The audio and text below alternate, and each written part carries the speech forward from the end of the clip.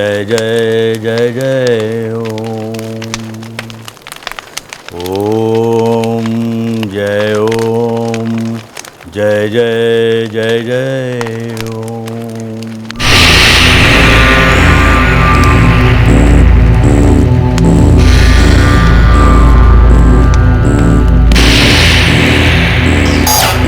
हमारा आशीर्वाद तुम्हारे साथ है। हमने तुम्हारे सारे दोष दूर कर दिए। अब जाओ और अपने मन को शुद्ध रखो। आज से ठीक 7 दिन बाद पूर्णिमा है। गर्भधारण के लिए उचित समय, उसके ठीक 9 महीने बाद तुम्हारी गोद भर जाएगी। हमारा आशीर्वाद है। ओम जय ओम जय जय ओम।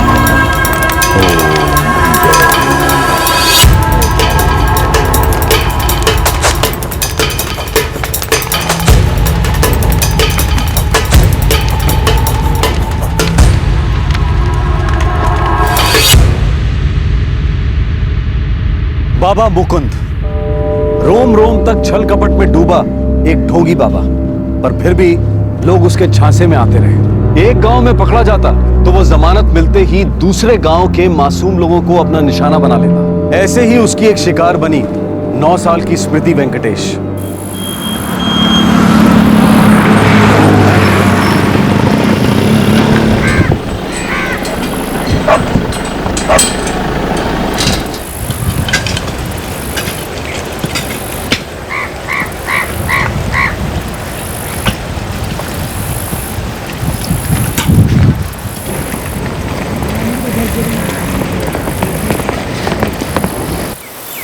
अभी थोड़े टाइम के लिए आ जाना स्मृति।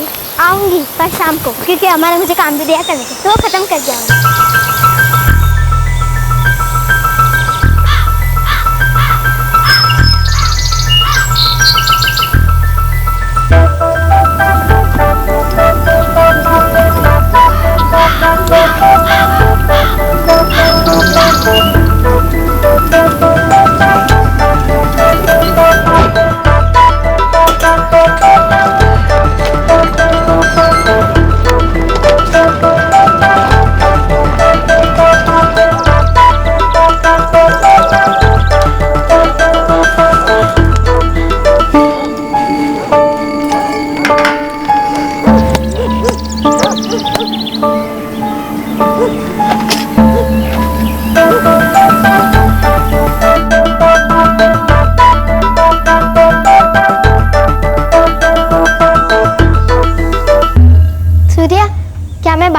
प्रियानी के साथ खेलूं? तेरा स्कूल का होमवर्क पूरा हो गया ना? आज तो होमवर्क मिला ही नहीं। अगर तू झूठ बोल रही है तो फिर सोच लेना। सच्ची कुछ भी होमवर्क नहीं मिला। ठीक है, भेज जा।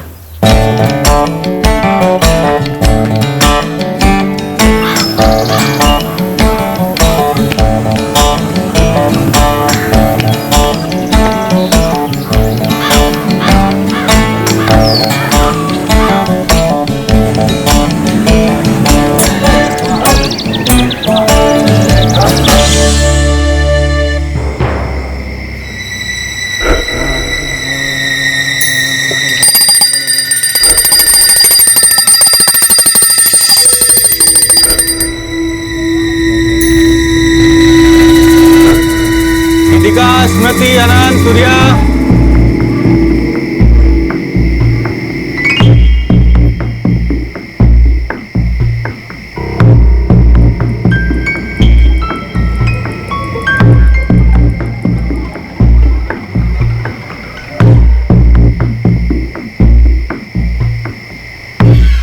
ये तुम्हारी रक्षा करेगा।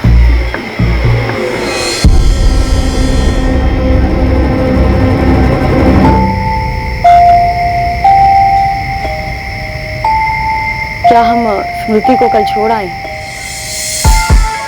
हाँ ठीक है। कहाँ अप्पा? तुम्हारे अज्जी के घर। पर क्यों अम्मा? वहाँ अज्जी तुम्हारी ठीक से देखभाल करेगी बेटा। वहाँ अच्छा स्कूल भी है। पर अप्पा ये स्कूल भी तो अच्छा ही है ना।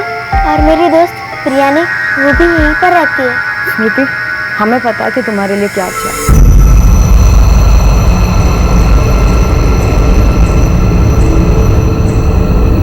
स्मृति अब कभी वापस नहीं आएगी?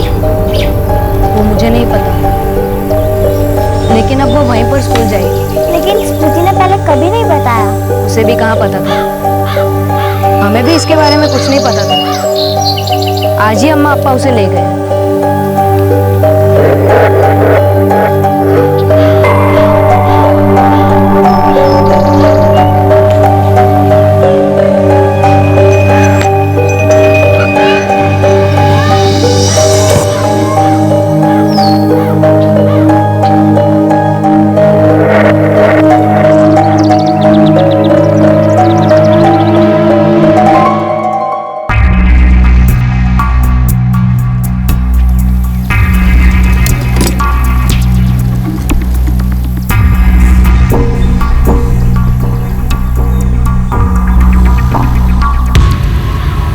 स्मृति,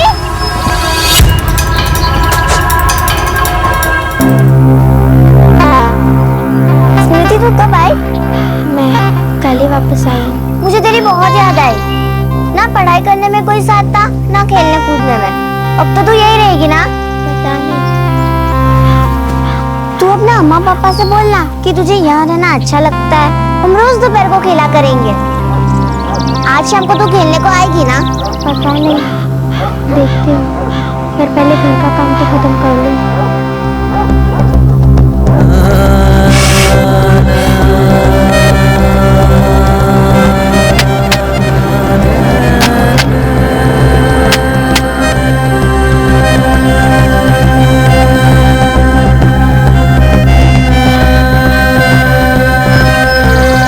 जा, तेरी बात। जल्दी जाना।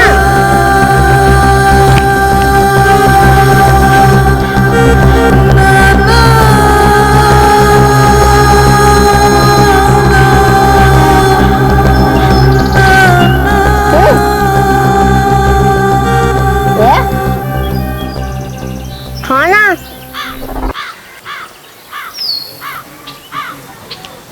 स्मृति, तू इतने चुप से क्यों हो गई है? नहीं तो तुझे अब यहाँ अच्छा नहीं लगता? ऐसी बात नहीं, मुझे तेरे साथ सूर्य और अरविंद के साथ ही रहना अच्छा लगता है। फिर क्यों जा रही है? मुझे भी वापस नहीं जाना।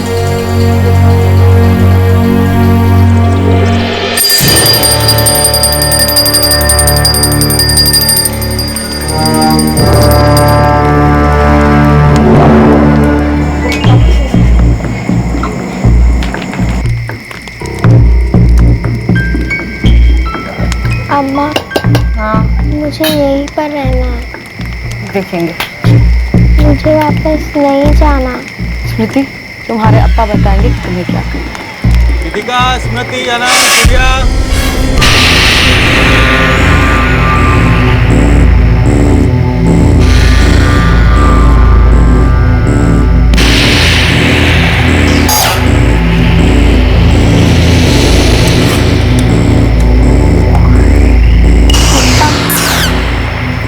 क्या मैं यहीं पर रह सकती हूँ? मुझे अनंत, सूर्या और प्रियानी की बहुत याद आती है।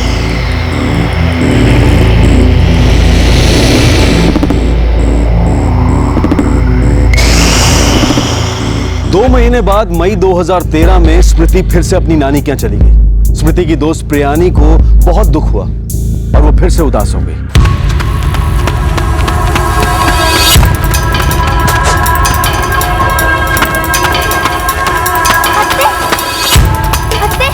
हाँ प्रियानी। स्मृति क्या दोबारा से चली गई? हाँ प्रियानी। पर वो क्या इधर नहीं रह सकती? नहीं, वो अपने अज्जी के घर अच्छे से रह रही है।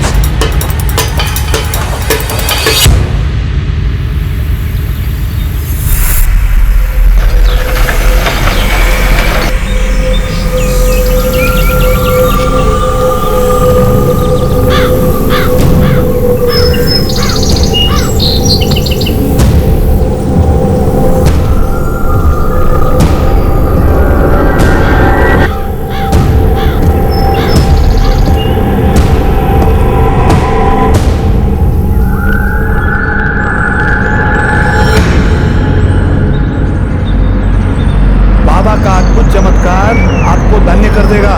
आपके घर में सुख समृद्धि की बारिश होगी। 24 तारीख को बाबा का दर्शन करने जरूर आना। जय बाबा।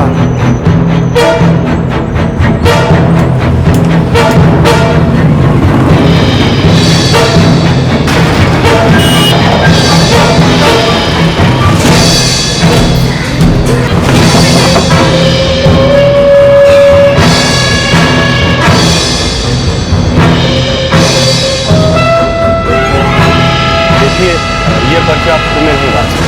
देखिए आप बाबा का अपमान कर रहे हैं। देखिए ऐसी कोई बात नहीं, आप चाहे तो मैं हर क्लास में बता दूंगा, लेकिन ये पर्चे बांटना संभव नहीं। लोकल अथॉरिटीज को अगर पता चला तो बहुत मुसीबत होती है। तो ठीक है, हर रोज हर क्लास में इनके बारे में बताएं। जी मैं जरूर बताऊंगा।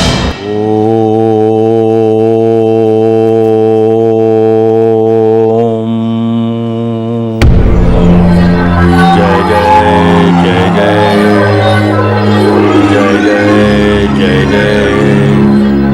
बाबा बाबा आपके चमत्कार की बहुत चर्चा हो रही है। ये तो बहुत अच्छी बात है। क्या हम इस होने वाले चमत्कार का लोकल चैनल पर भी विज्ञापन करवाएं? आसपास के गांव वालों को भी पता चल जाएगा। और केबल वाला भी आपका बहुत बड़ा भक्त है। करो बाला, करो। जितने अधिक लोगों का कल्याण हो उतना ही अच्छा है। बाबा मुकुंद महाराज अपनी आध्यात्मिक शक्ति से हवन की अग्नि प्रज्वलित करें। एक जीवित कन्या स्वयं हवन ठीक है, आप बाबा गांव में चमत्कार करने वाले हैं। वो एक लड़की को हवन में डालने के बाद उसे फिर से जीवित करेंगे। ये पागलपने पे तुझे विश्वास है? बाबा के पास ईश्वर की दी हुई शक्ति है। एक मिनट, ये देखिए, पूरे गांव का फायदा होगा इससे। ऐसा लगता था कि बाबा के इस नए चमत्कारी हथकंडे के झांसे में पूरा बेलगातुंड गांव आ चुका था। ये पुनः जीवित करने का छलावा आखिर था क्या? ये क्या बकवास? ये बाबा पहले लड़की को हवन में डाल के जलाएगा और फिर से जिंदा कर देगा। सर पूरा गांव ये देखने के लिए उत्सुक है। ऊपर से बाबा टीवी पे ऐड भी चला रहा है। इसका यहाँ आश्रम भी है। इसका मतलब काफी दिनों से एक्टिव है। हो सकता है सर धीरे धीरे इसने गांव वालों का विश्वास हासिल किया और अब बड़े हथकंडे पर उतरा। कुंडली निकालो इसकी, देखें जरा कौन है।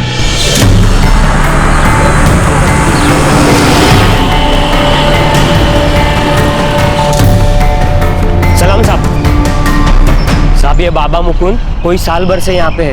इसका आश्रम भी पहले से यहाँ पर था साहब, और ये अलग अलग गांव में जाके अपने ठिकाने बनाता है साहब। ये पहले भी किसी गांव में पकड़ा गया है? कोई बोलेगा नहीं साहब। हाँ, पर कई बार पुलिस हिरासत में लिया गया है और जमानत पे भी छूट के आया है। छूटने के बाद साहब ये गाँव बदल लेते हैं। हाँ साहब, इसका एक बड़ा पक्का चेला है,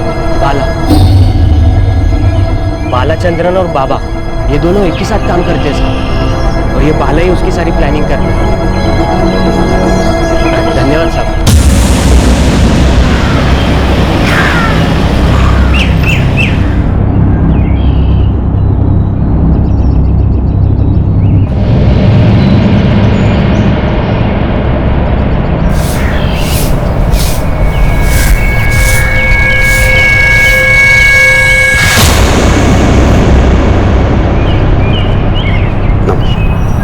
पूज्य बाबा जी अभी ध्यान में है, वो आपसे नहीं मिल सकते।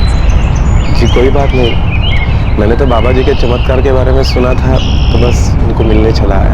आप दान देना चाहते हैं? जी जी, लेकिन मैं ये जानना चाहता हूँ बाबा आखिर में क्या चमत्कार करने वाले? क्या बाबा सच में किसी लड़की को हवन कुंड में डालने वाले? बाबा के पास दैवीय शक्तियाँ हैं। बाबा स्वयं देवता स्वरूप है। वो किसी भी मृत व्यक्ति को पुनर्जीवित कर सकते हैं। लेकिन ये कौन सी लड़की है जिसके साथ बाबा ये चमत्कार करने वाले? देखिए, बाबा के बहुत सारे भक्त हैं। जो लड़की बाबा के प्रति सबसे ज्यादा आस्था रखेगी, बाबा उसी को अपना वरदान दे देंगे। लड़की को जिंदा करेगा? लगता है इसके पीछे कोई बड़ा रैकेट है। मुझे भी लगता है सर। आश्रम में लड़कियां हो सकती हैं। बाबा को कोई और चक्कर नहीं हो सकता है सर। हमें तुरंत कुछ एक्शन लेना चाहिए। उस बाबा को गिरफ्तार करना चाहिए। वैसे भी वो जो कुछ कर रहा है वो कानूनन अपराध है। जुर्म। Let's go.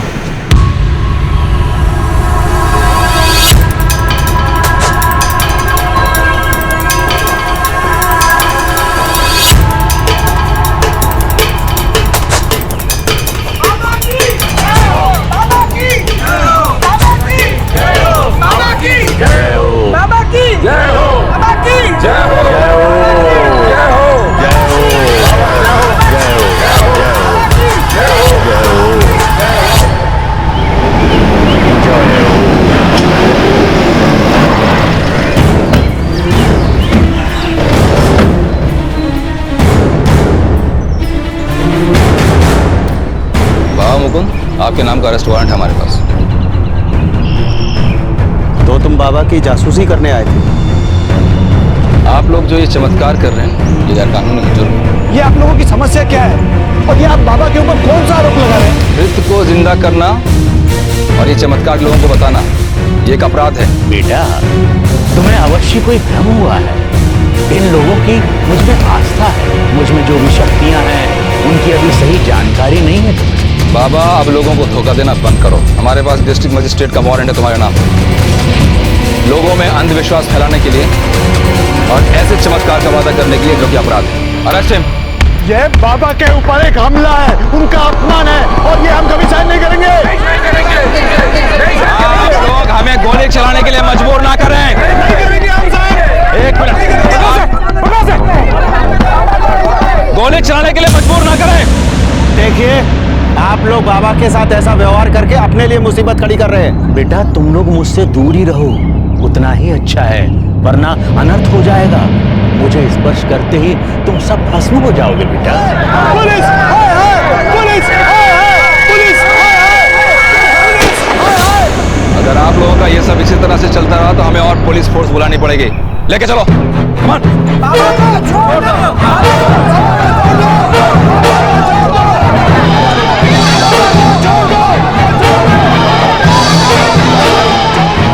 न्याय कर रहे हैं। अंदर फटाफट फटाफट जल्दी अंदर चलो।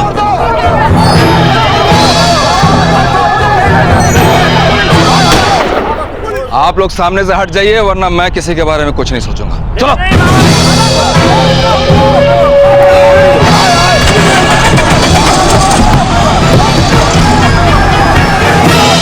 ये लोग पुलिस स्टेशन आके बखेड़ा खड़ा कर सकते हैं। पास के गांव से एक्स्ट्रा पुलिस फोर्स बुलानी पड़ेगी। आप लोग हमारे साथ ऐसा करके और पाप कर रहे हैं। 24 तारीख को आइए और चमत्कार देखिए। उसका तो पता नहीं बाबा, फिलहाल तुम पुलिस स्टेशन चलो, हमारा चमत्कार देखो। बोल। बेटा, अवश्य तुम्हें कोई भ्रम हुआ है, किसी ने तुम्हें गलत दिशा में भटका दिया है। कहाँ है वो लड़की जिस पे चमत्कार करने वाला था? बेटा, मैंने कहा ना। बाबा, ज्यादा नौटंकी मत कर, चुपचाप बता दे वो लड़की कौन है और कहाँ है। अच्छी तरह बताया तो ढोंगी है।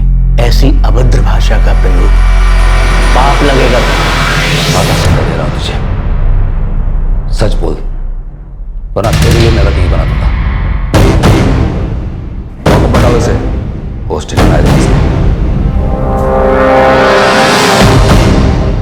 कौन थी वो लड़की जिसके साथ बाबा ये चमत्कारी ढोंग करने वाला था? क्या वो लड़की आश्रम में ही थी या वो लड़की कहीं और से आने वाली थी?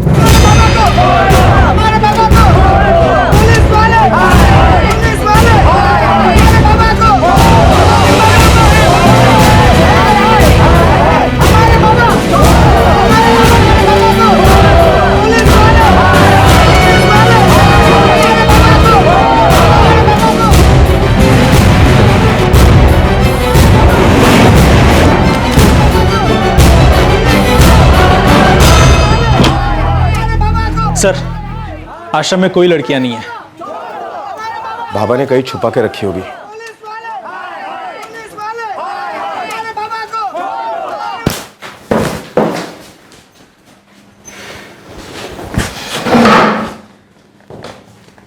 तेरा बाबा तो जाएगा ही जाएगा, साथ में तेरी भी हवा टाइट होगी।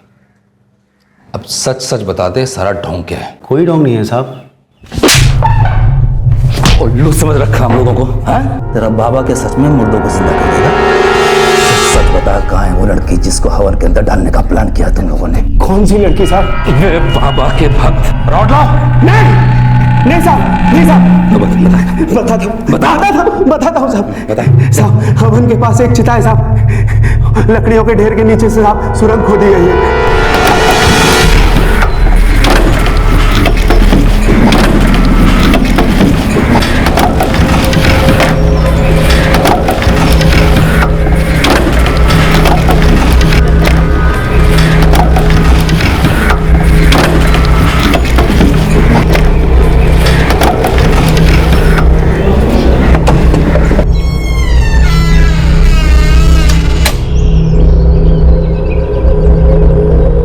सुरंग कहाँ जाती है?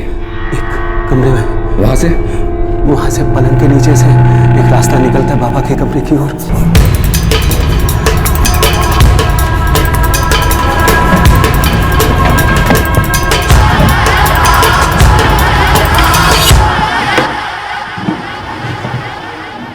वो सीढ़ियां बाबा के कमरे तक ले जाती हैं।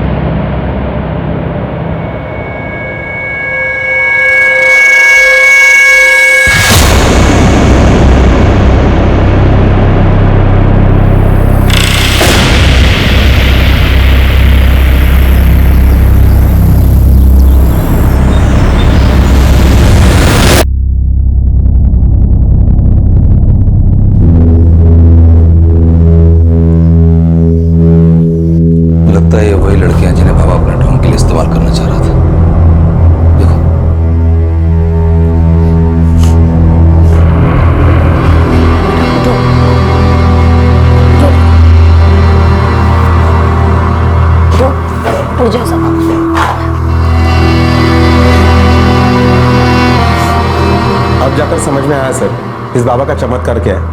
इन बच्चों को सुरंग के जरिए निकालकर फिर उन्हें ही जिंदा दिखाता है ये। इन लड़कियों की हालत काफी खराब है।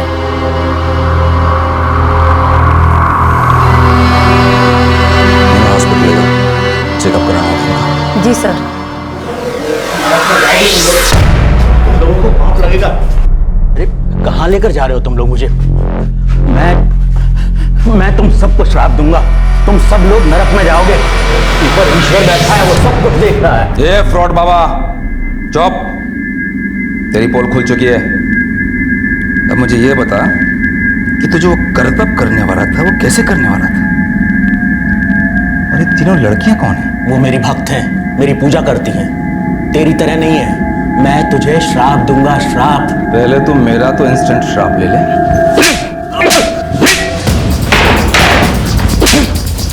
कृपा करके बाबा पे हाथ मत उठाइए, अनर्थ हो जाएगा।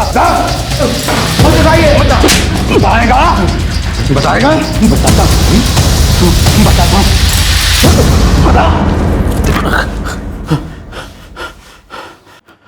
मैं हवन करने वाला था। जय ओम, जय जय जय जय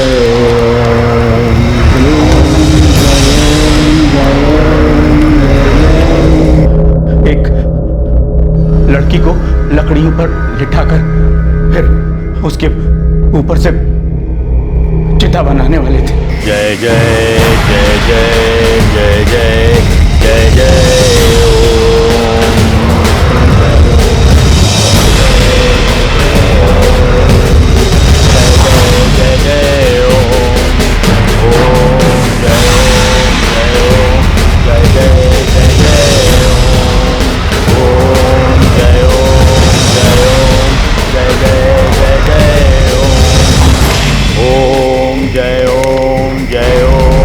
वो लड़की नीचे से निकल जाती। ऐसा करने के लिए हमने उसे पहले से सिखा रखा है।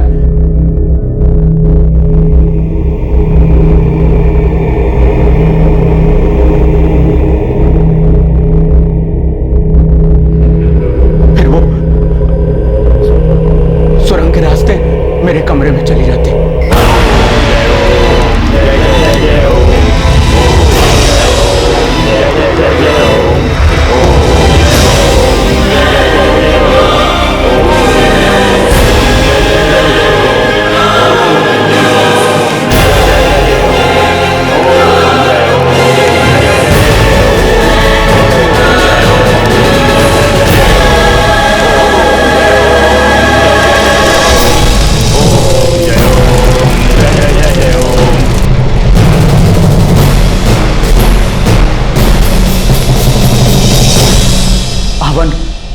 फिर भी चलता रहता।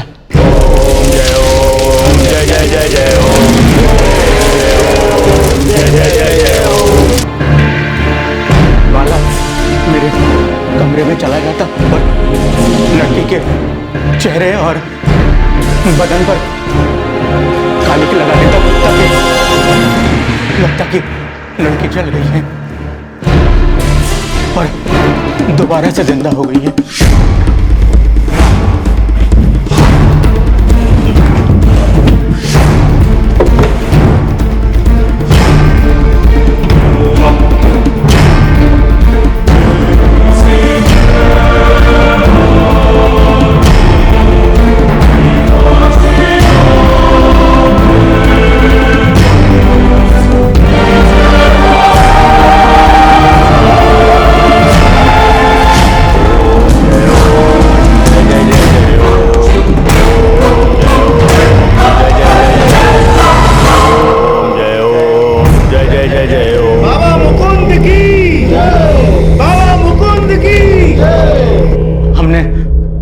रात को कई बार इसका अभ्यास भी किया है मेरे भक्तों के साथ जो जनता के बीच रहने वाले थे। बहुत बड़ा ढोंगी है, बहुत बड़ा। इन दोनों का अच्छे से बयान ले लो और अगर बयान ना दे तो डंडे का इस्तेमाल करो।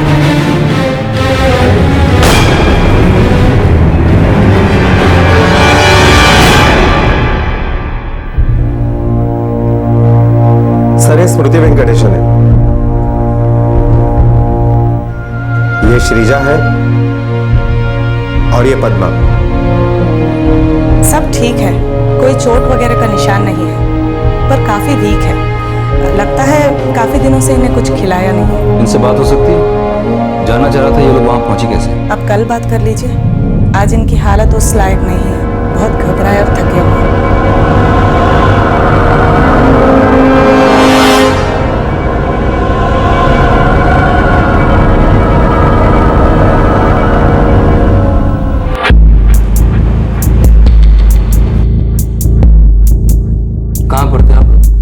मैं देव प्रभुशाला में पढ़ती थी।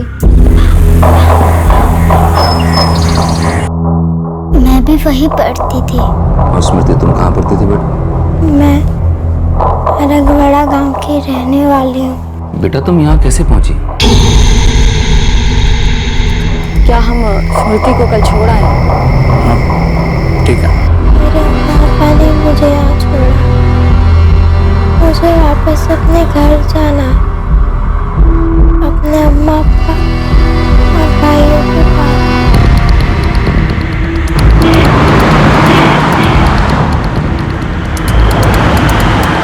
श्रीजा और पद्मा को उनके माँ बाप ने इस स्कूल में भेजा था सर। जिस स्कूल को वो ढोंगी बाबा फंड करता है। लेकिन स्मृति के माँ बाप ने उसे खुद बाबा के आश्रम में क्यों छोड़ दिया? अब्बा, अब्बा, अब्बा, घर में पुलिस आई है। वो लोग आपको और अम्मा को घर पे बुला रहे हैं।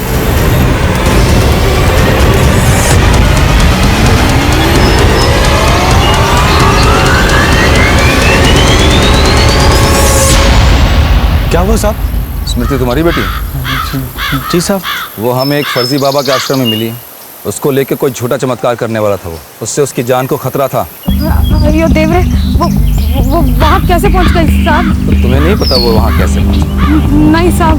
हाँ, तुमने तो उसको उसकी नानी के यहाँ भेजा। जी साहब। यही कहानी बनाई हुई है तुम लोगों ने।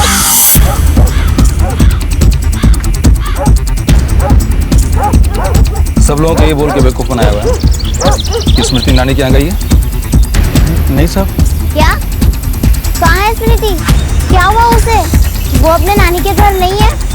नहीं बेटा, स्मृति के अम्मा पर झूठ बोल रहे हैं। नहीं साहब, हम क्यों झूठ बोलेंगे साहब? तो वो छोटी सी बच्ची झूठ बोल रही है। तुम दोनों ने खुद उसे ढोंगी बाबा को सौंपा था।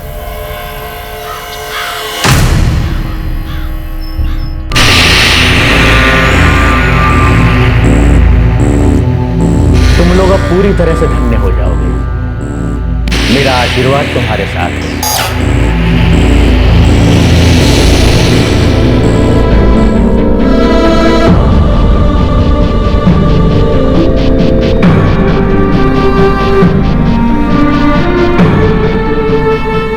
अपना वादा पूरा किया गीतिका।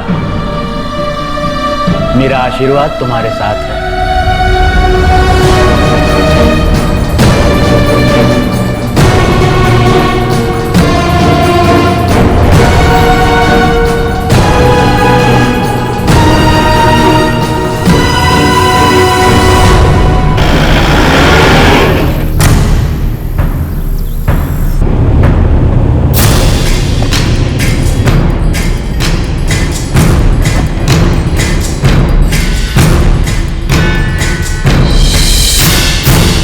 सूर्य आनंद अम्मा अप्पा,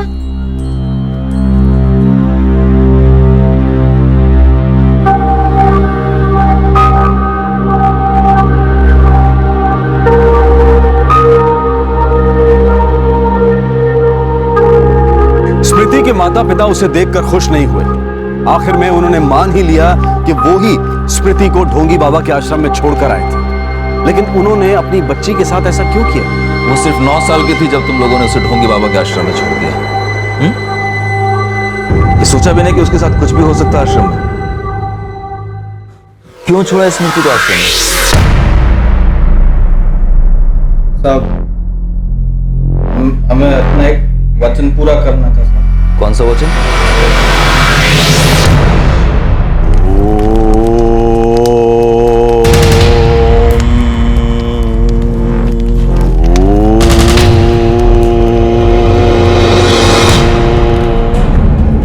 मैं माँ नहीं बन पा रही थी साहब, तभी मेरी दोस्त ने कहा बाबा से मिलने को, और फिर हम दोनों चले गए नल्लकोटा गांव बाबा से मिलने। और बाबा ने हमें आशीर्वाद दिया साहब।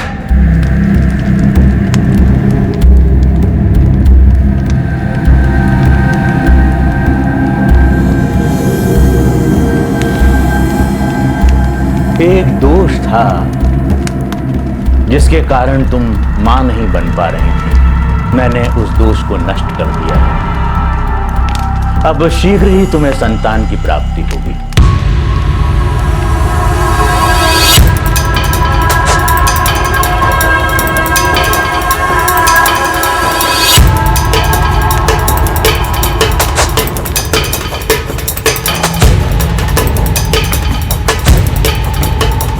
मैं समझ सकता हूं तुम लोग गरीब हो, इसलिए मैं तुमसे दक्षिणा नहीं लूंगा,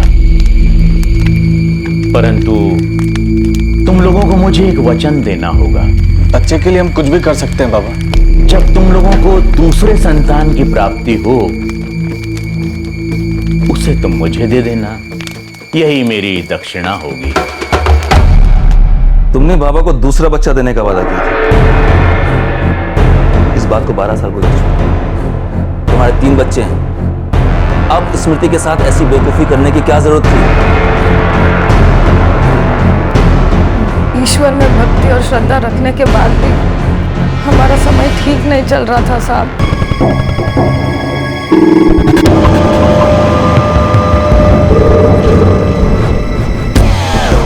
घर का खर्चा भी नहीं निकल रहा था साहब, बहुत तंगी थी।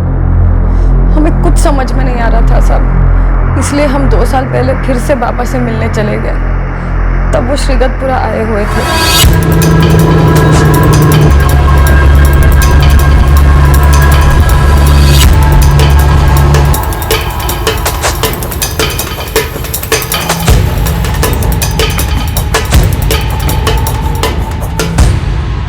साफ सी बात है, तुम लोगों को कठिनाई तो होनी ही थी। बाबा कृपया हमारी मदद करो। कुछ लोग ऐसे होते हैं जो बाबा के उपाय बताने के बावजूद भी नहीं समझते। बाला,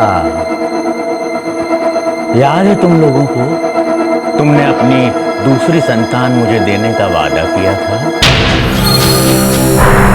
जब तुम लोगों को दूसरे संतान की प्राप्ति हो, उसे तुम मुझे दे देना। यही मेरी दक्षिणा होगी। तुम लोगों ने सोचा भी कैसे कि बाबा से किया वादा तोड़कर तुम लोग सुख से रह पाओगे? गीतिका, कितनी संतान हुई तुम्हें? बाबा 3। अपनी दूसरी संतान को बाबा की सेवा में अर्पित किया। तुम तुम्हारी दूसरी संतान हमारी है। यदि वो तुम्हारे पास रहेगी तो श्राप बन जाएगी, यदि मेरे पास रहेगी तो तुम्हारे लिए सुख समृद्धि का कारण बनेगी।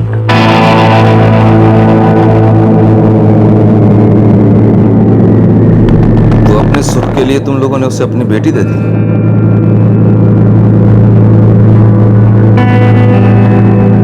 तुम्हारे पड़ोसी से पूछा हमने, उनसे भी कहा था तुमने कि स्मृति नानी के घर है। 6 महीने के बाद जब वापस आई तो तुमने उसे फिर से वापस भेज दिया। साहब, जब हम उससे बाबा के पास ले गए श्रीगतपुरा, तो वहाँ किसी बच्चों की संस्था ने छापा मारा था साहब, तो उन्होंने स्मृति को वापस ले जाने को बोला।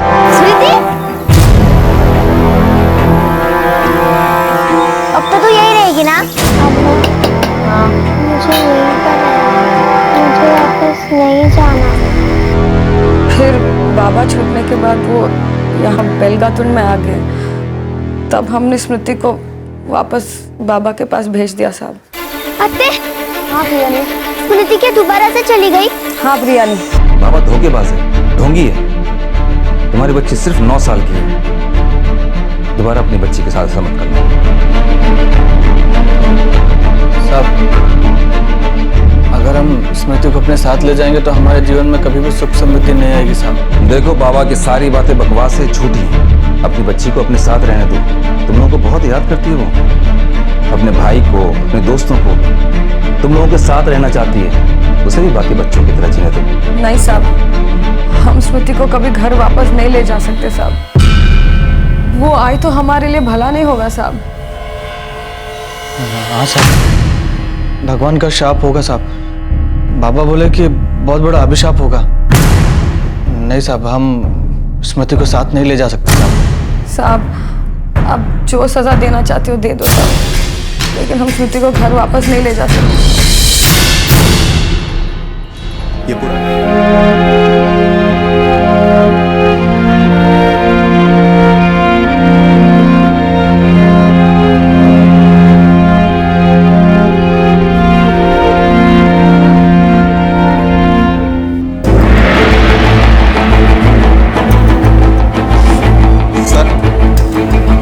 बाबा का और उसके चेले का काला चिट्ठा मिल चुका है। सर, इस बाबा मुकुंद का असली नाम रंगराजन मुकुंद है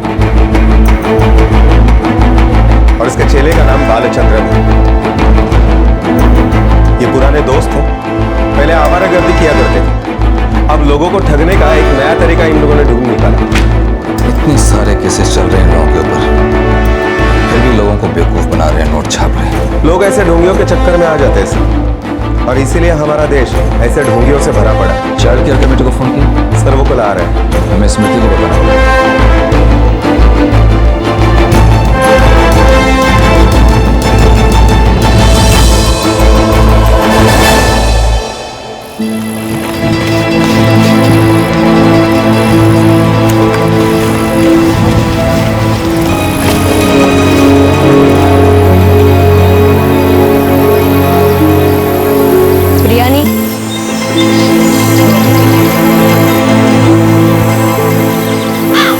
स्मृति कहाँ है? वो आई नहीं? एक कमेटी है, चाइल्ड केयर कमेटी, कल सुबह आ रहे हैं तुम्हें लेने। अच्छा लगेगा तुम्हें? पर मेरे अम्मा अब्बा कहाँ हैं? मुझे उनके पास जाना है, अपने भाइयों के पास जाना है। मैं घर जाना चाहती हूँ। देखो बेटा, फिलहाल तुम्हें चाइल्ड केयर कमेटी के देखरेख में रहना होगा कुछ दिन, और मैं वादा करता हूँ तुम खुश रहोगे वहाँ, कोई तकलीफ नहीं होगी। लेकिन क्यों? मेरे अम्मा अब्बा है ना, वो रखेंगे मेरा ख्याल। मुझे उनके पास ही जाना है।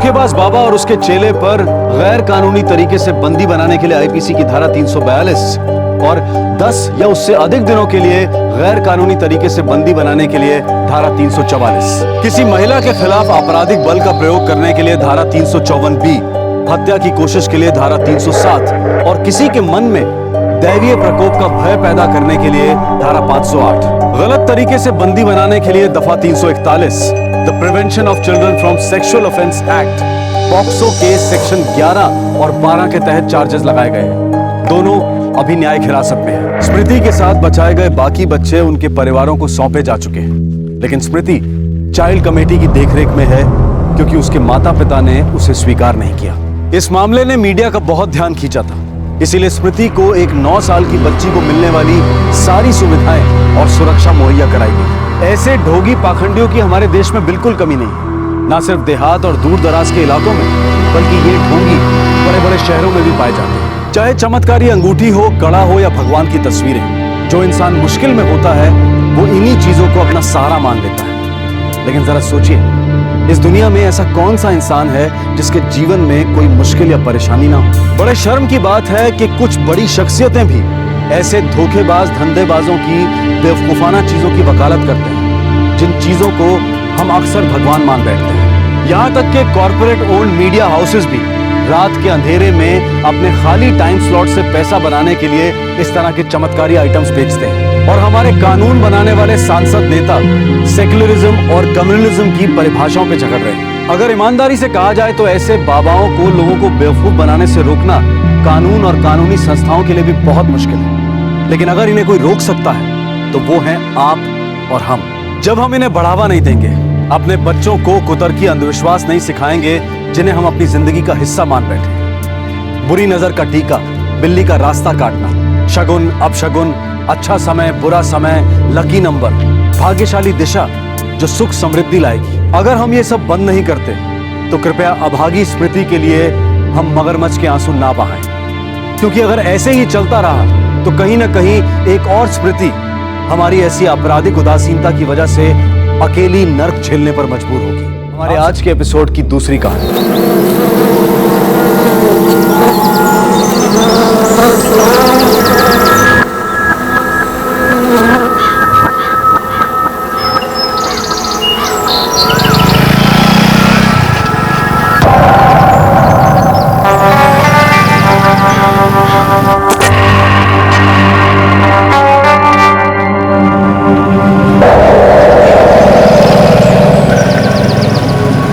तो राजू, ये तो तुम्हारे बाबूजी का वकील है ना अवधेश जी, सब कुशल मंगल तो है ना?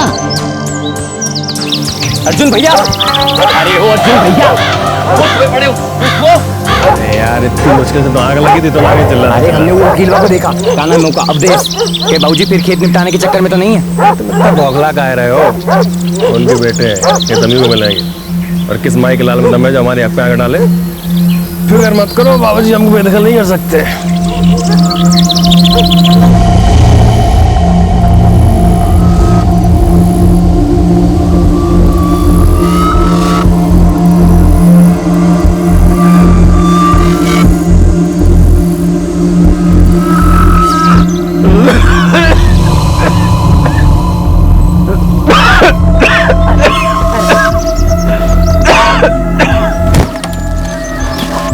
सोच समझ कर ये फैसला किया हो ना? बिल्कुल सोच समझ के।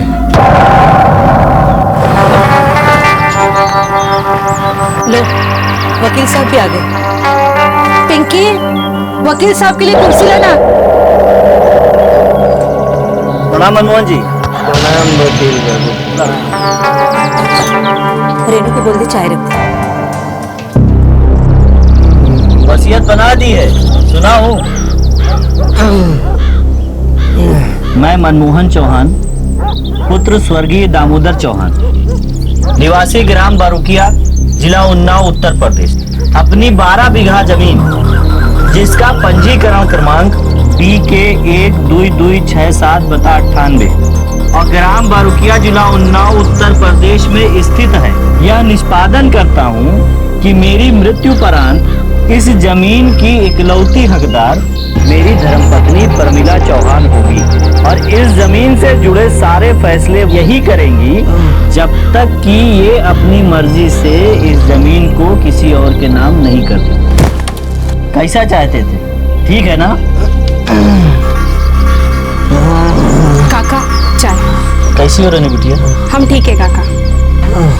आप ठीक से सोचे है ना, हमारे 2 बेटे हैं, उनके नाम कुछ नहीं लिखा, वो चुप रहेंगे का? घर सर पे उठा लेंगे वो। हमने सब सोच समझ लिया।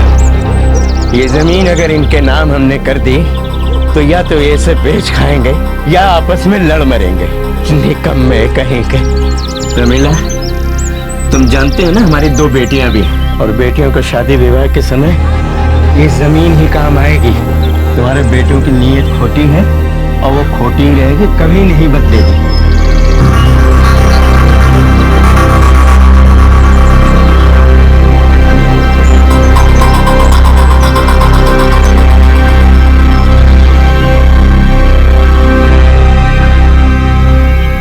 वसीयत, जमीन का बंटवारा अक्सर घरों में कलेश की वजह बन जाता है और खून के रिश्तों में भी दरार पैदा कर देता है। जो वसीयत छोड़कर जा रहा होता है उसे यह चिंता सताती रहती है कि उसके फैसले से सारे घर का भला होगा भी या नहीं। और अक्सर जो अपने आप को वसीयत का दावेदार मानते हैं वो कई बार उसे पाने के लिए अपनों का खून बहाने से भी नहीं चूकते।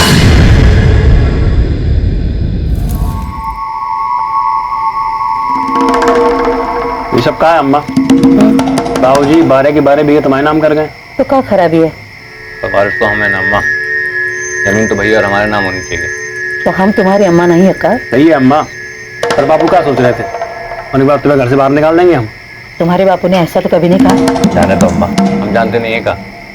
बाबूजी ने हमेशा ही हमें नहीं कमा सकता, तभी तो जो एक हमारा हक था वो भी हमें देकर नहीं गए। अगर तुम्हें ऐसा लगता है तो उनकी सोच गलत साबित करके दिखाओ। थोड़ा जिम्मेदारी उठा। और अर्जुन, तुम तो शादीशुदा हो। क्या ले रही तू? डाल डाल। तनिक जिम्मेदारी दिखा। तुम्हारी दोनों बहनें रेनू और पिंकी का ब्याह भी करना है। अरे अम्मा बस बकवास सुन करो, जब देखो ताए देती रहती हो। आखिरकार जमीन हमें मिलने वाली है, पर बाबूजी ने जो किया है ना वो अन्याय है हमारे साथ। कोई अन्याय नहीं किया बेटा। आखिर खेत की सारी उपज तो इसी परिवार में आएगी और तुम ही तो परिवार हो।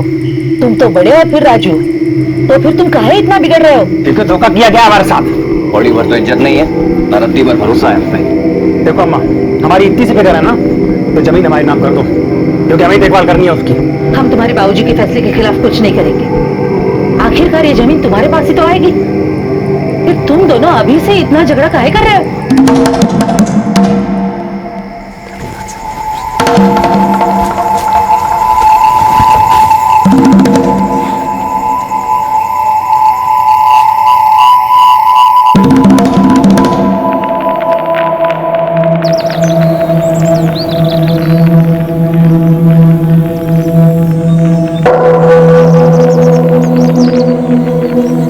आपकी बेटी रेनू पसंद है। हमें भी आपका बेटा उमेश पसंद है। पर हाँ, हमने पंडित जी से दोनों की कुंडलियां भी मिलवा ली है। जब सब कुछ सही है तो क्यों ना ब्याह जल्द से जल्द कर दे। हमें कोई एतराज नहीं है, कहो तो अभी समूह दिलवा देते। जैसा आपने।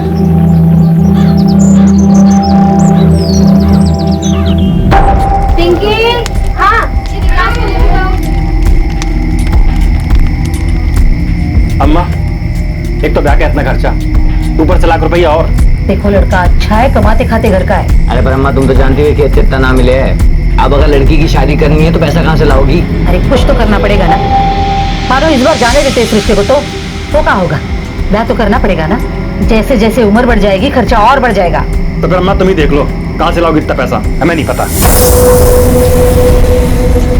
सोच ले अम्मा, जरा ठीक से सोच ले।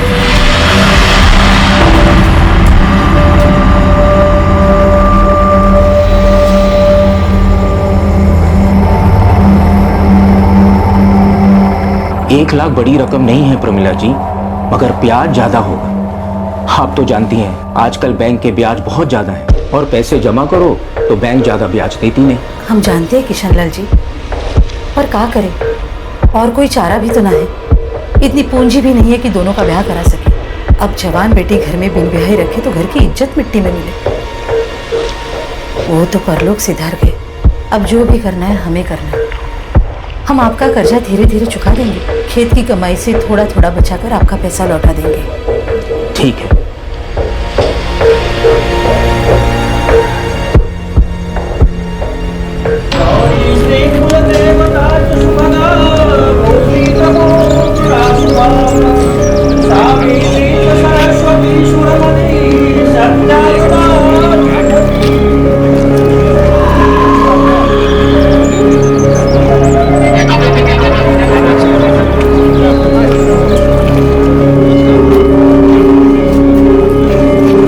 अच्छा खर्चा किया है शादी में जीजा जी। क्या करें, बहन हमारी, करना तो पड़ेगा ना। खेती कैसे चल रही है? खेती में इस पर कमाई कहाँ है? 12 बीघा जमीन है आप दोनों भाइयों के पास, कुछ कम नहीं है। उपज नहीं तो कुछ और सोचो। अरे कहाँ सोचिए, जब जमीन है ही नहीं तो। मतलब बापू ने सारी जमीन अम्मा के नाम कर दी है, हम भाई को छोड़ा ही नहीं कुछ। चिंता मत करो। भैया जल्दी चलिए, अम्मा रस्म के लिए बुला रही है। हाँ तुम चलो, हम आते हैं। अच्छा।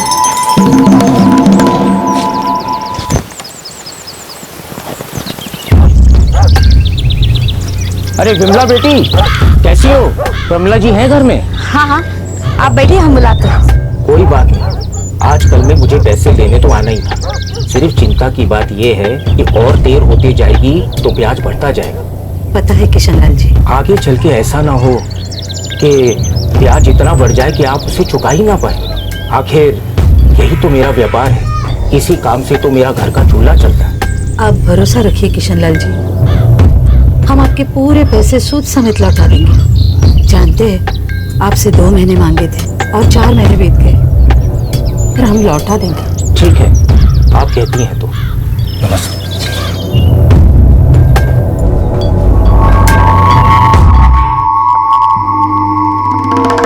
हमने पहले ही कहा था अम्मा, तुम गलत कदम उठा रही हो। भुगतो। अरे तो दहेज में इतना देने की जरूरत क्या थी? बात करती थोड़ा कम ज्यादा ना हो जाता। अब काहे बोल रहे हो? तब कोई मदद काहे नहीं की? तो हमसे कुछ पूछ के तय किया था? सारे पैसे तुमने खुद ही लिए थे, कर्जा लेने का फैसला भी तुम्हारे खुद का था। तो और क्या करते हम? तुम लोग काहे कुछ नहीं करते? अरे क्या करे और इतना बन पर तो उतना करते हैं ना। सब्जी डालो भाभी। विकास, विकास चल अंदर चल, नहा ले बेटा। विकास, अले अले अले, कहाँ चले कहाँ चले? आज नहा ले, पहले नहा ले मेरे बच्चे। काका देखिए, अगर आपको सही लगता है तो जमीन का एक टुकड़ा बेच दीजिए। कितने में बिकेगा 1 बीघा? 50-60 हज़ार रुपये तो मिल ही जाएगा, और हो सकता है 75 में भी निकल जाए। कोई खरीदार होगा तो बताइएगा, आपकी नजर में कोई है तो।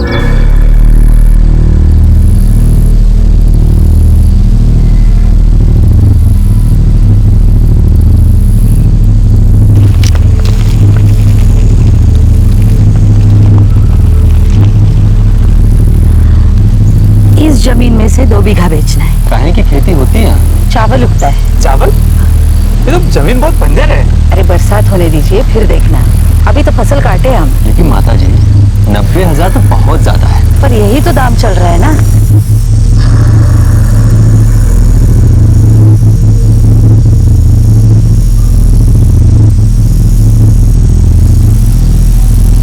ठीक है, पर 75 से 1 पैसा कम ना होगा।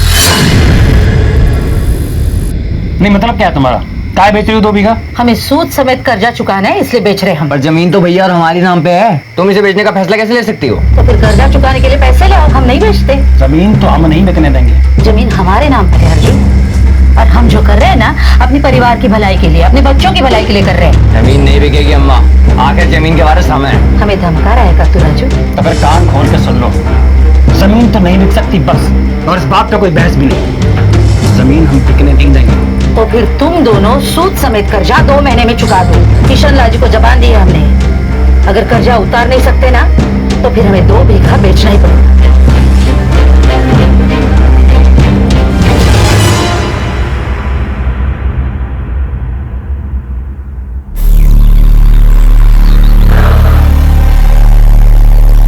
हमें अम्मा को ये सौदा करने से रोकना होगा। तो भैया कर्जा चुकाने के लिए इतना पैसा लाएंगे कहाँ से? अरे जमीन हमारी है, पहले बाबू धोखा दे गए, अब अम्मा दे नहीं। आज 2 बीघा बेचिए, कल 4 बेच देंगे, धीरे धीरे पूरी जमीन हाथ से निकल जाएगी, हमारे हिस्से में कुछ आएगा ही नहीं। तो क्या करें भैया?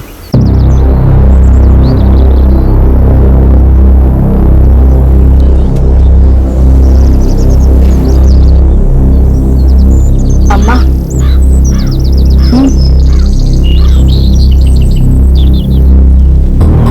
तनी उनकी बात भी सुन लो, मतलब उन्हें भी जरा समझने की कोशिश तो कर। देखो बहुरिया, वो दोनों हमारी औलादे हैं, घर की जिम्मेदारी उन्हीं को उठानी चाहिए। उन दोनों को जो करना था उसमें उनके बापू ने उनकी बहुत मदद की, मगर उन दोनों ने कोई भी काम कभी दिल लगा के किया नहीं, ना पढ़ाई की ना कमाई। अरे जमीन तो उनकी कमाई है, जितना हक इन बेटों का है ना उतना ही हक रेनू और पिंकी का भी है। दोनों बेटियां भी वारिस है, हम तो सिर्फ उन्हें उनका हक दे रहे हैं। अब मेहरबानी करके ये बात अपने पति को भी समझा दो।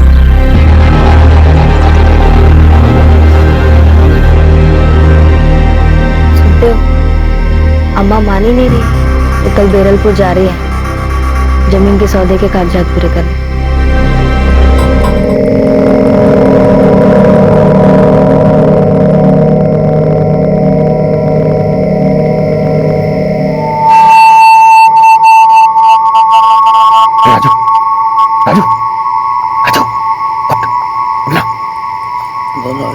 तुम सोते ही रहो, वहां जमीन हाथ से निकल जा रही है।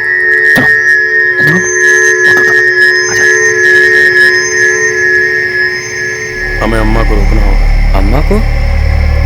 होगी हमारी अम्मा, लेकिन इस वक्त हमारी दुश्मन बनी बैठी, और दुश्मन को एक बार ढील दी तो जिंदगी भर गुलामी करनी पड़ेगी।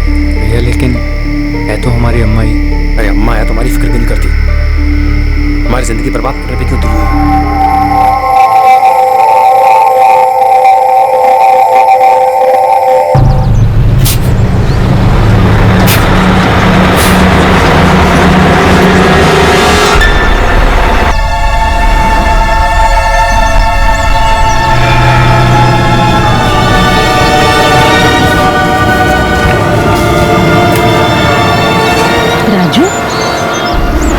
अर्जुन, हम तुमसे कहे थे अम्मा, जमीन तो नहीं बिक सकती। हमने तुम्हें 2 महीने दिए, पर तुम तो हाथ पे हाथ धरे बैठे रहे।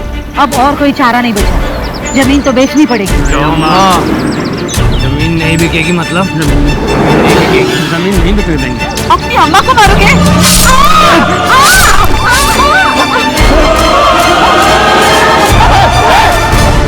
तो मर गई।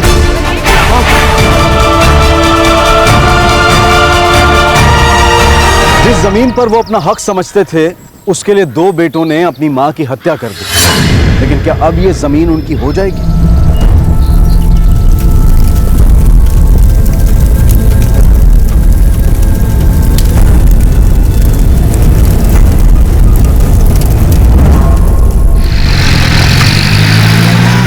अपनी माँ का खून काहे कर दिया?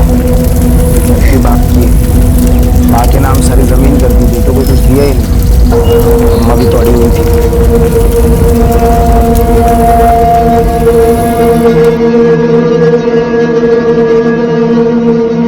हम पूरी कोशिश कर रहे हैं आपकी जमानत के लिए, मगर चार्जशीट दायर होने के बाद ही आपकी केस की सुनवाई होगी। विमला कैसी है? ठीक है, हम उसकी खबर लेते रहते हैं। अच्छा, उससे कहना कि वसीयत का कागज निकाल के रखे, बाहर निकलते ही जमीन अपने नाम करवानी। हम सब संभाल लेंगे। वैसे भी अब तो जमीन के असली हकदार आप और राजू ही हो, अब कोई छीन नहीं सकता जमीन हमसे। कानूनी तौर पर भी आप दोनों ही हकदार हो।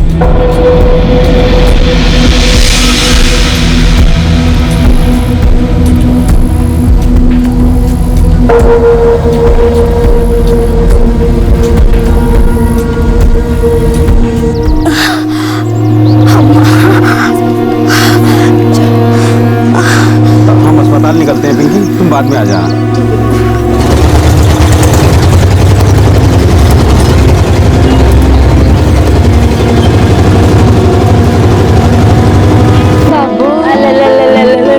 बाबू बाबू, ये देख तेरी छोटी बहन आई है। बाबू बाबू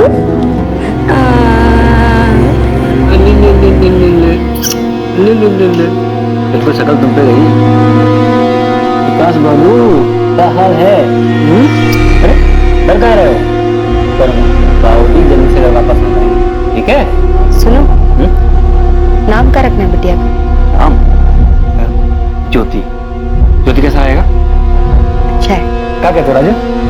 अच्छा भैया। अच्छा विमला, जमीन के कागजात संभाल कर रख दिए हैं ना? हाँ हाँ, सब अच्छे से रखा है।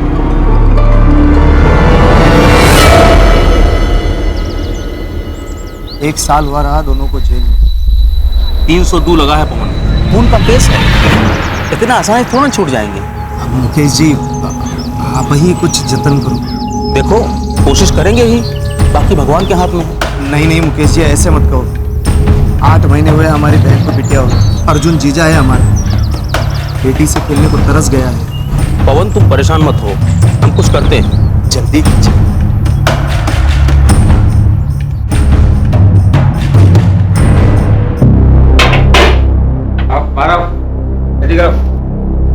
भैया ये क्या बात हुई भैया? तुम्हारी जमानत करा दी और हमका जेल में सड़ेंगे? अरे राजू, तुम परेशान काहे हो रहे हो? हैं? अब हम है ना बाहर, तुमको अंदर नहीं रहने देंगे। जरा जल्दी करो भैया, हमें भी बाहर आना है। हाँ हाँ, तुम चिंता मत करो, देखो कैसे फट से तुमको बाहर निकलवाते हैं। चलते हैं।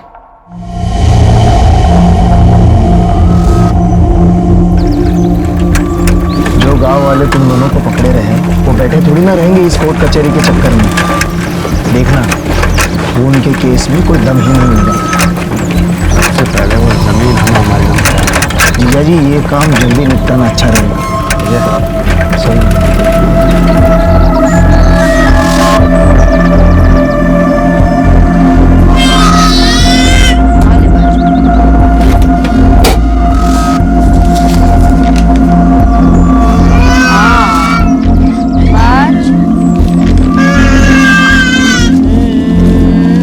विमला, मामा बाबूजी का मौत का प्रमाण पत्र किधर है? हाँ, वो वही अलमारी में ही तो था।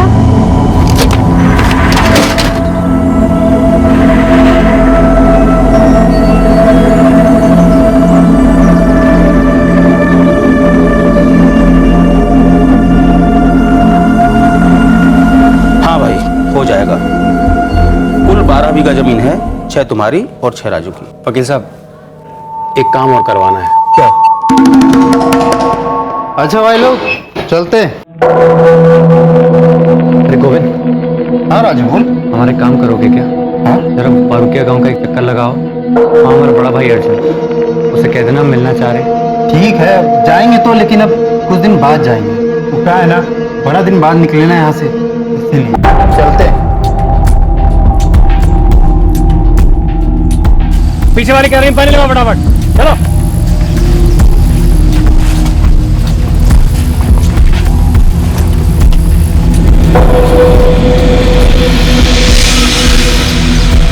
सुनो, वो गोविंद फिर आया था। कहा था कि देवर जी को आपसे मिलना है। चले जाएंगे, जमानत नहीं होगी तो हम क्या करें? हमारी जान के पीछे खड़ा हुआ। बहुत मुश्किल हो रहा है। क्यों? खुद तो 5 महीने हो गए छूटे हुए, बाहर क्या खा रहे हो? हमारे लिए तुमसे कुछ ना हो रहा? खून का मुकदमा है, कोर्ट की सुनवाई में बहुत खर्चा आता है। अरे वाह भैया वाह, क्या बात कही तुमने। तुम्हारा साला पवन पैसे वाला, तो खुद तो जमानत पे छूट गए हो तुम। भैया एक बात याद रखना, खून हम दोनों ने मिलके किया है और वो आधी जमीन हमारी है। कैसी कड़वी बातें कर रहे हो राजू? हम कोई मना किए तुमसे? मना नहीं किए तो छुड़ा दो हमें। अरे यार, तुम समझते नहीं हो। हमारी रिहाई के चक्कर में सुबह शाम चक्कर लगा रहे हैं, पैसा भी पानी की तरह बह रहा है। तुम्हें बताओ कहाँ से लाए इतना पैसा? सोचे तुमसे बात करेंगे, पर पता नहीं भैया तुम्हारी समझ में आएगा कि नहीं आएगा। क्या बात? अगर पैसा हाथ में हो ना, तो तुम्हारी जमानत होने में टाइम नहीं लगेगा। सिर्फ तुम चाहो तो तुम्हारी जमीन का थोड़ा सा हिस्सा बेच देते हैं, हाथ में पैसा आ जाएगा, तुम्हारी जमानत हो जाएगी। अरे भाई है तुम्हारे, हम भी चाहते हैं तुम जल्दी आओ बाहर।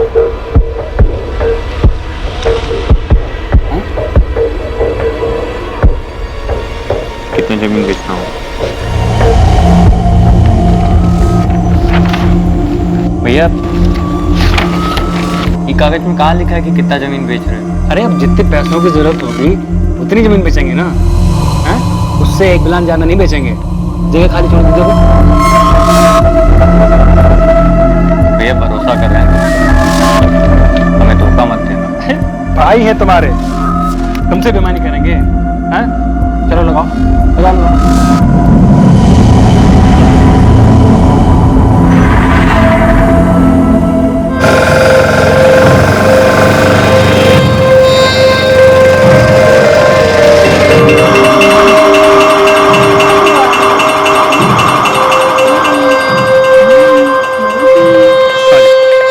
अरे विमला, गर्मा गर्म खाना लगाओ। हैं? इतने दिनों बाद राजू वापस आया है। अच्छा राजू, पिंकी के ब्याह की बात चलाई है। वो अपने उमेश जी है ना, रेनू के पति, उनके छोटे भाई बबलू के साथ।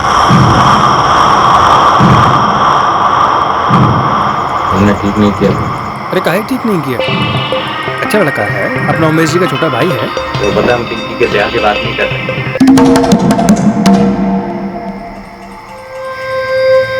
हमने हमारे हिस्से की 2 बीघा जमीन हड़प ली। क्या मतलब झड़प ली? बताया नहीं था। जमानत के लिए जमीन बेचनी पड़ेगी। और बेची किसको? विमला भाभी के नाम करवा दी। देखो राजू, तुम्हारी जमीन कोई खरीद नहीं रहा था, ठीक है? और जमानत के लिए पैसे की जरूरत थी, तो बिमला के भाई पवन से ले लिए थे और उसने जमीन खरीदी और बिमला के नाम कर दी। खूब घुमा घुमा के बात कर रहे थे। 12 में से 6 बीघा तुम्हारे नाम, 2 भाभी के नाम, और हमारे इससे क्या है? ये 4 बीघा। अच्छा, आपने जेल से छुड़वाया कुछ नहीं? हाँ, अब तो तुम्हारी ये चाल नहीं समझ में आई ना, लेकिन अब समझ में आ रहा है सब। तो उन पे जो है अनाप शनाप इल्जाम लगा रहे। लेकिन याद रखो भैया कि हम दोनों हैं भाई भाई और रहते एक छत के नीचे, समझे? तुमको बोला था ना पानी देने के लिए, सुना ही नहीं देता है।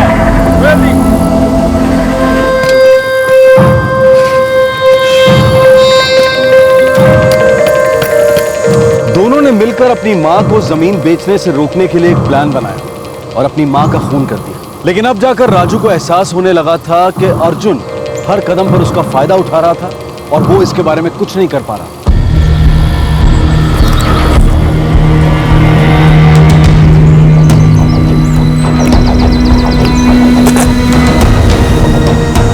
सच कहें राजू, इस काम में मन नहीं लगता है। ठीक है, जमीन हमारे नाम हो गई, लेकिन ऊपर इतनी नहीं मिलती आजकल। और तुम बांटे भी जमीन को ऐसा हो कि हमको भी कुछ नहीं मिलता। अरे तुमको कौन सा ज्यादा मिलता है? कभी कभी सोचते हैं कि सब छोड़ छाड़ के लखनऊ चले जाए, बड़ा शहर है, यहाँ से ज़्यादा कमाई होगी। पर फिर लगता है कि घरबार है, बाल बच्चे हैं, कहाँ लेके भटकते रहेंगे। काम जाने क्या होगा।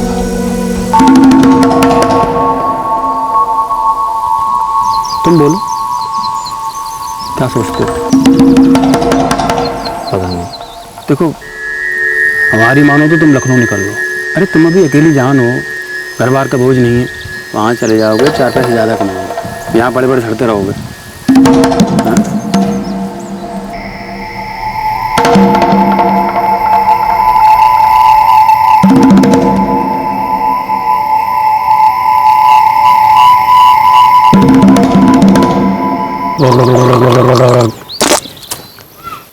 और भैया हम तो कह रहे हैं सही कर रहे हो तुम।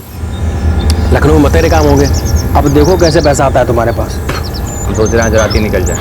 क्या बताएं राजू, तुम जा रहे हो अच्छा तो नहीं लग रहा है, लेकिन जीवन सुधर जाएगा तुम्हारा। अब अच्छे से जाओ, काम धंधा करो, पैसा वैसा कमाओ, 2 महीने बाद वापस जरूर आ जाना। पिंकी का ब्याह है और 2 महीने तक कुछ हुआ तो ठीक है, नहीं तो घर का भागा जा रहा है।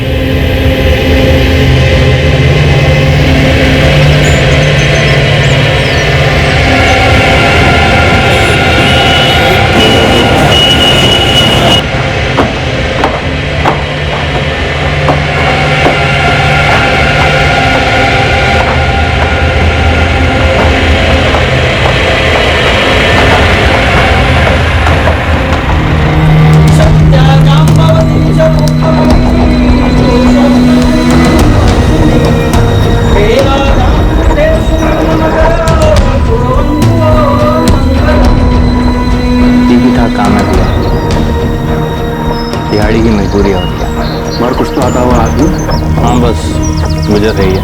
अरे तो अच्छा है तू निकल गया यहाँ से। अब यहाँ तो सब वैसा ही है राजू, कुछ ना बदला। देखो भाई अब हम कब निकलते हैं यहाँ से।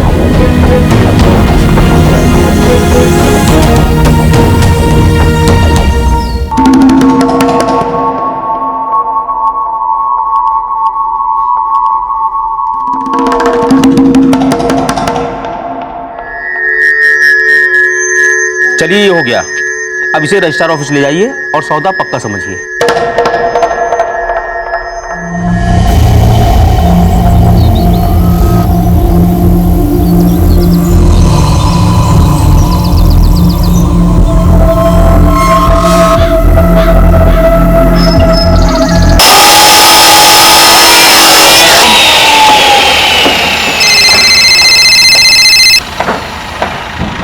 हेलो, हाँ बोलो गोविंद। ठीक। अरे कुछ ठीक नहीं। तू सुनेगा तो तेरे पांव तले जमीन खिसक जाएगी। क्या हो गया? अरे तुम्हारा भैया है ना, तुम्हारे हिस्से की जमीन बेच दी उसने।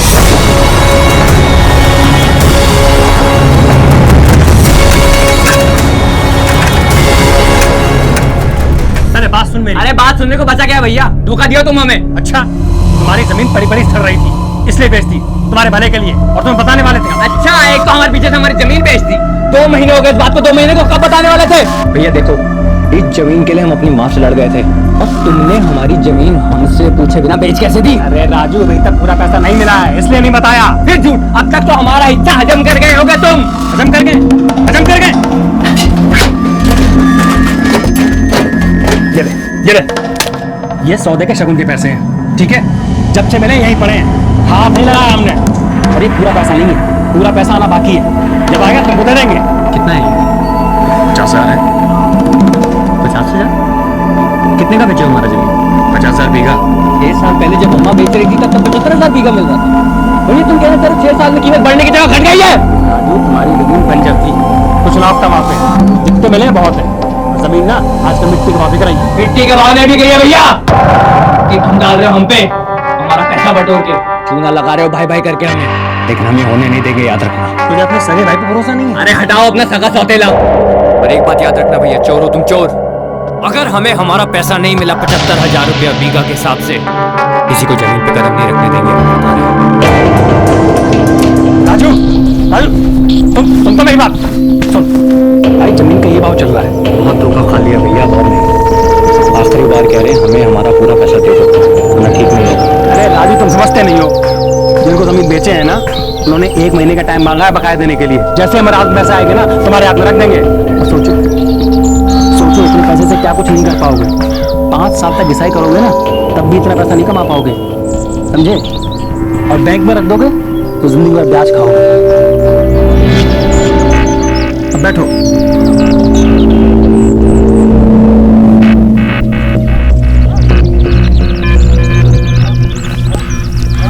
और तुमको काहे लगता है कि हम तुमको धोखा दे रहे हैं? सगे भाई है ना तुम्हारे।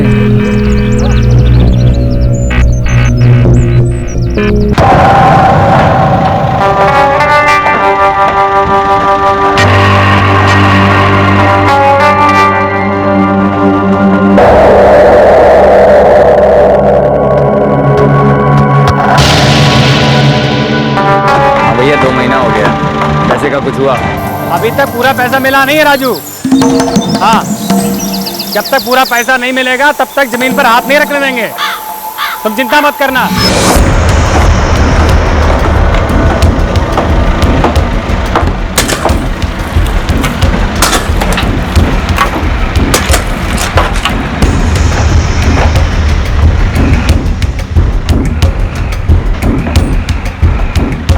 भैया क्या हुआ और कितना इंतजार करें? अरे भैया हम भी तो वही कर रहे हैं, मगर पैसा आएगा जरूर, इस बात का विश्वास कर सकते हो।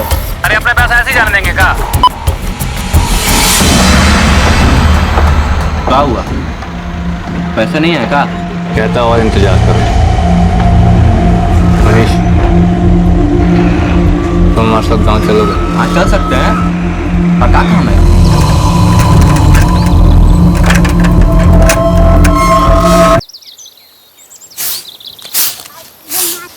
विकास, ये क्या कर रहे हो तुम लोग? दिखाई नहीं दे रहा है, लगाएंगे तुमको एक थप्पड़। चलो उठा के रखो। हाँ ये रुक। राजू भैया अरे प्रणाम। पिंकी तुम यहाँ? हाँ, परसों ही आए हैं, हफ्ते भर के लिए। अच्छा अच्छा, बढ़िया किया, बहुत दिन हो गए थे। ये हमारा दोस्त है। नमस्ते, आइए अंदर।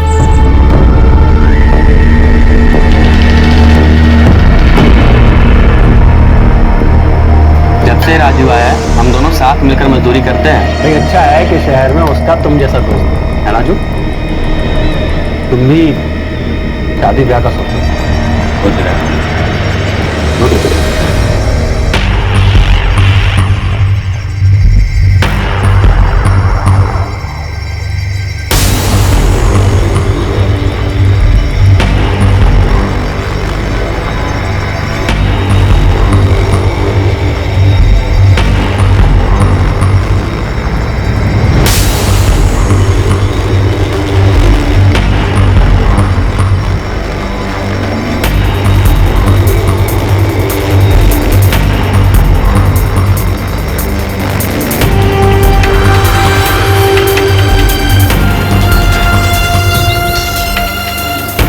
जमीन देख रहे हो जहाँ बाढ़ लगी है तो हमारी।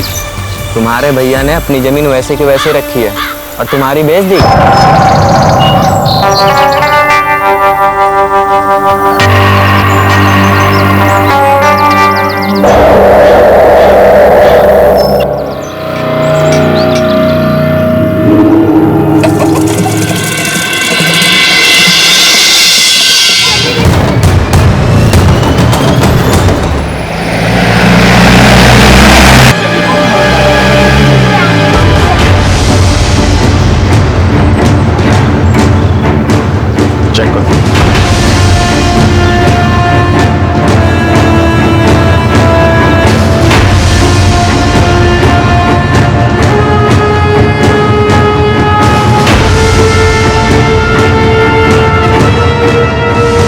सर घर में तो कोई नहीं है मगर किसी ने अलमारी लूटी है।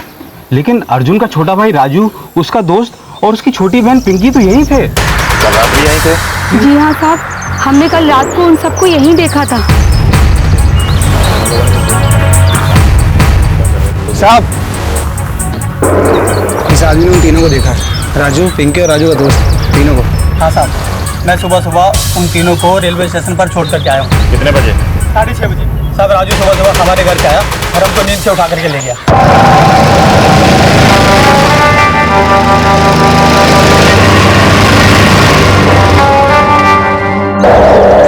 सर अभी 8:15 बजे हैं और अगली ट्रेन 9 बजे की है। चलो स्टेशन चलते हैं और तुम भी हमारे साथ आओ, उन्हें पहचानने में तुम्हारी जरूरत पड़ेगी। चलो।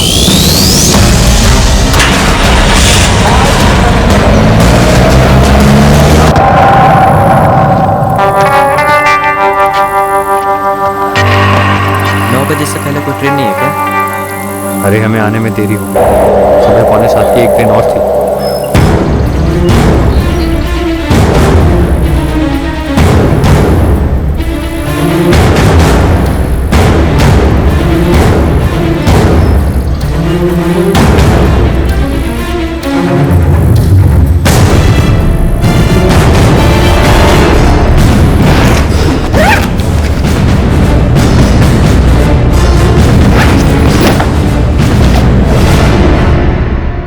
सर जमीन के कागजात पर अर्जुन चौहान और विमला चौहान का नाम लिखा है और पासबुक पे भी उन्हीं का नाम है। और सर ये राजू 2007 में अपनी ही मां के खून के केस में पकड़ा गया था और उस खून में उसका साथ दिया था उसके बड़े भाई अर्जुन ने। साफ है तुम्हारे और तुम्हारे भाई के बीच जबरदस्त झगड़ा हुआ था। भाई ने धोखा दिया जिसके चलते तुमने उसके पूरे परिवार को मार डाला। क्यों किया ऐसा? बोल। उसने धोखा दिया था हमें, हमारी जमीन बेच दी, हमसे पूछा तक नहीं। सारा का सारा पैसा भी हड़प गया था वो। मनीष तुम हमारे साथ गाँव चलोगे? हाँ चल सकते हैं, पर क्या काम है? उसने हमें धोखा दिया मनीष। इस जमीन के लिए हमने अपनी सगी माँ को मार डाला ताकि जमीन हमारे नाम हो जाए और उसने हमें जेल में सड़ाया। हमारे हिस्से के 6 बीघे में से 2 बीघे ले लिए। हम यहाँ पे कमर तोड़ के मेहनत कर रहे हैं और उसने हमारी बाकी की बची ज़मीन भी बेची, पैसा भी खा लिया। फ़ोन करते हैं तो कहते हैं इंतजार करो, हम उसको मार के उसके हिस्से का 8 बीघा जमीन बेच देंगे 1 लाख रुपए का।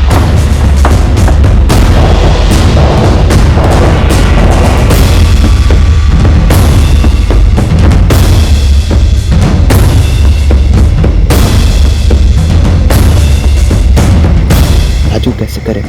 तेरी बहन यहाँ पे सोई हुई है। मुझे क्या पता था यहीं पे होगी, तो इंतजार करते हैं।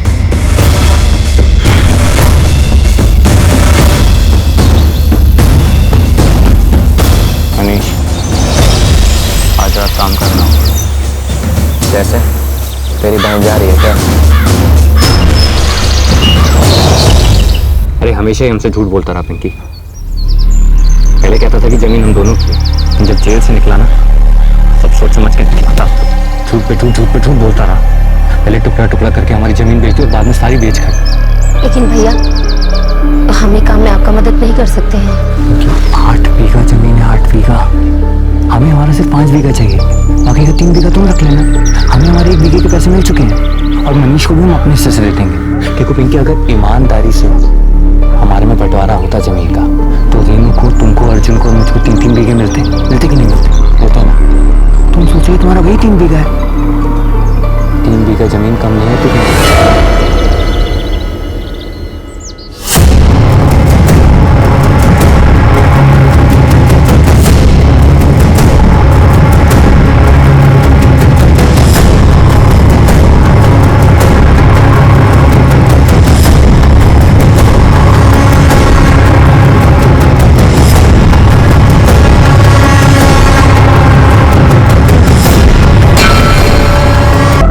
किसके हिस्से आएगी वो जमीन?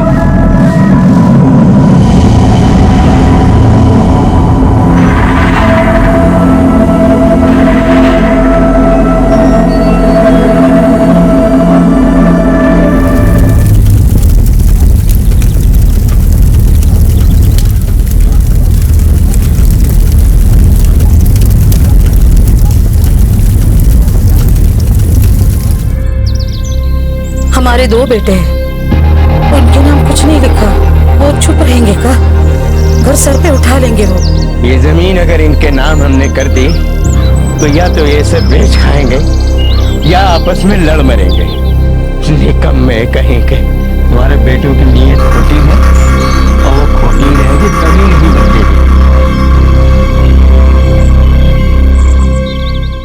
राजू, पिंकी और मनीष को आईपीसी की धारा 302 के तहत हत्या के लिए और 201 के तहत सबूत मिटाने के लिए हिरासत में लिया गया है। केस की चार्जशीट दर्ज हो चुकी है। कुछ महीनों बाद पता चला कि बर्थ सर्टिफिकेट के हिसाब से जुर्म करने के समय मनीष नाबालिग था। वो इस वक्त जमानत पर रिहा है। अपनी मां प्रमिला के खून के केस में राजू को सेशन कोर्ट ने बरी कर दिया है, क्योंकि उस मर्डर केस में राजू के खिलाफ गवाही देने के लिए कोई आगे ही नहीं आया था। अर्जुन और उसके परिवार के खून का केस अब तक अदालत में नहीं आया और इस वक्त पिंकी और राजू न्यायिक हिरासत में। आखिर में दोनों भाइयों में से किसी को भी क्या मिला और जो कुछ विरासत में मिला था उसमें भी उन दोनों ने क्या बढ़ोतरी की? अपने अपने हिस्से की जमीन पाने के लिए उन दोनों ने कितनी जाने दी? आमतौर पर जो व्यक्ति अपनी विरासत छोड़ जाता है वो अपने वारिसों का भला ही चाहता है, लेकिन अगर विरासत का बंटवारा सही भी हो तो भी कई बार खून बहता है। उन वारिसों का ही हर एक वारिस अपने ही फायदे को देखता है ताकि उसे ही सबसे ज्यादा मिले। हर एक वारिस जमीन जायदाद के साथ साथ रिश्तों के भी टुकड़े करने पर आमादा हो जाता है, बजाय इसके कि वो शांति और भाईचारे से अपनी विरासत को संभाले। आपसे फिर मुलाकात होगी क्राइम पेट्रोल दस्तक में एक और नए केस के साथ। तब तक अपना ख्याल रखें, सुरक्षित रहें और याद रखें उस पुरानी कहावत को जो हम सब ने बचपन से सुनी है, लालच बुरी बला है। जय। इस तरह के और भी एपिसोड देखने के लिए हमारे चैनल को सब्सक्राइब करें और बेल आइकन दबाना ना भूलें।